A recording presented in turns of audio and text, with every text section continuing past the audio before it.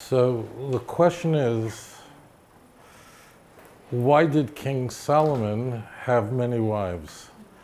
In fact, King Solomon had, between his wives and concubines combined, there were 1,005. It's an enormous number. So there's two questions here. Why did King Solomon have so many wives? And that's a very easy question to answer. King Solomon ruled as the king over the Jewish people for 40 years, from the age of 12 until he was 52 years old. Do you want to sit down? Whatever you want to do, go ahead and do it. Okay. Do you want your pen and paper? Okay.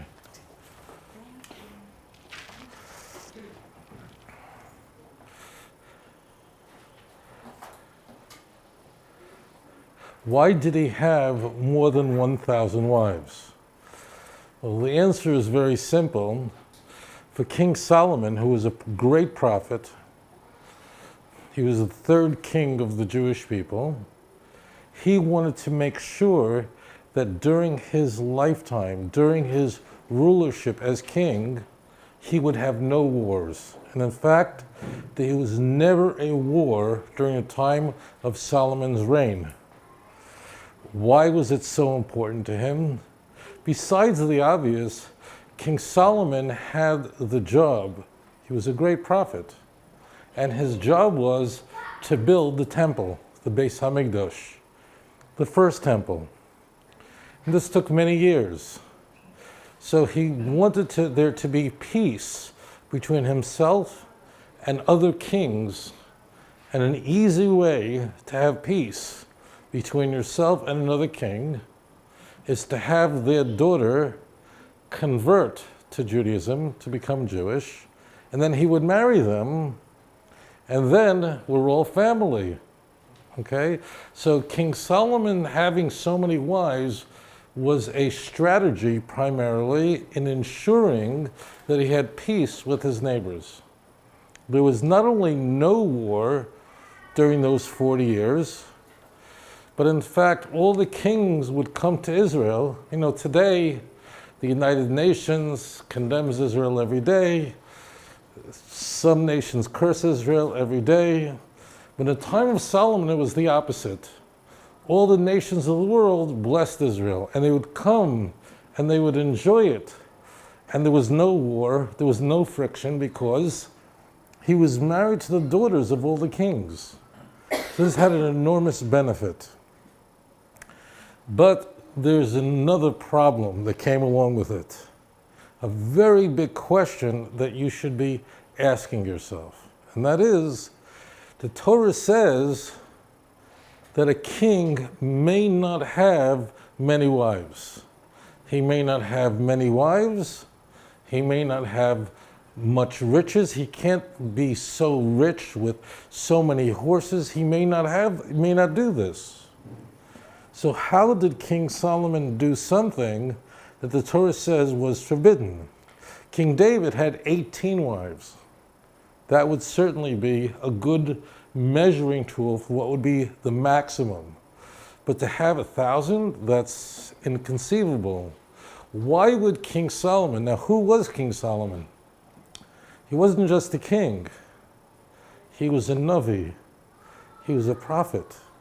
He wrote 3 books in Tanakh. He wrote the book of Song of Songs, Shir HaShirim, when he was young. In the middle of his life, he wrote the book of Sefer Mishlei, the book of Proverbs. And when he was older, he wrote the book of Koheles, the book of Ecclesiastes. So he was a prophet of God. What was he thinking that he would marry so many wives when the Torah says a king should not have many wives? Now, the Torah doesn't say the exact number of wives a king shouldn't have, But 1,000 is definitely a lot.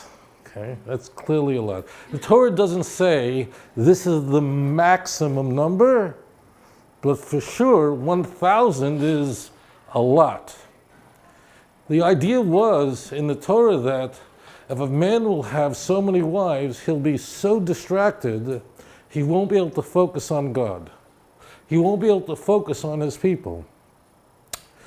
And King Solomon, as those of you who read the book of Kings knows, God came to him in a vision and asked him, "What do you want?" And King Solomon, remember, he was only 12 years old. He could have asked for anything. But he asked God for wisdom. It's the most important thing. In fact, when a Jew prays, the first thing we ask for is wisdom. Because if you don't have wisdom, you don't even know what to pray for. So God said, because you asked for wisdom, and you didn't ask for money, for gold and silver, I will not only make you the wisest man, but I will also give you great riches, great wealth. So King Solomon was the wisest man who ever lived. And King Solomon thought that because of the great wisdom that he had, that the problems of having such a huge family that ordinarily, normally, would make it very, very difficult for a king to reign over his people properly as a true religious man, as a great prophet. He believed this would not affect him. It would not bother him. Why not? Because after all, he was given the gift of wisdom. So what would interfere with another king would not interfere with him. Of course, King Solomon was the wisest man that ever lived, and it's true. And he was a great prophet. But God's wisdom is infinite. And this was a mistake that he made in his life. King Solomon was a very great man. But no prophet was perfect. And this was a mistake that he made. So King Solomon had so many wives because he wanted peace with the other kingdoms. It was a very successful system. It worked very, very well. If you're married to the daughter of China, of the king of China, then you're not going to get to war because my daughter is married to you. It worked perfect. But ultimately, he married, the worst thing he did was he married the daughter of Pharaoh, and she brought idol worship into the palace. He did not worship idols himself. This is a mistake that people make. But he couldn't stop all these women who grew up with idol worship from bringing idolatry, and this became a very serious problem. He thought that his wisdom would enable him to have so many wives, but in fact, it became a very, very serious problem. אדון עולם אשר מלך בטרם כל יציר נברא לעת נעשה בחפצו כל אזי מלך שמו נקרא ואחרי ככלות הכל לבדו ימלוך נורא והוא היה והוא עובר והוא יהיה בתפארה